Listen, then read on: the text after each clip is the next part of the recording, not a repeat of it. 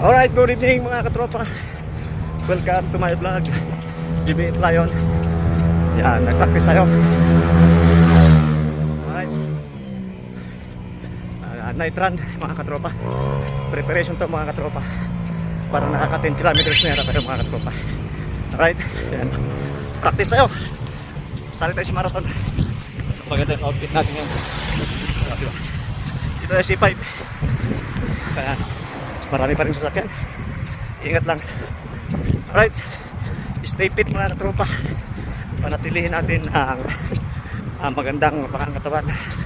Alright, para iwas tayo sa sakit. Ingal kalabaw. Yan talaga pang nag-practice. Pagdating sa actual, kailangan matibay.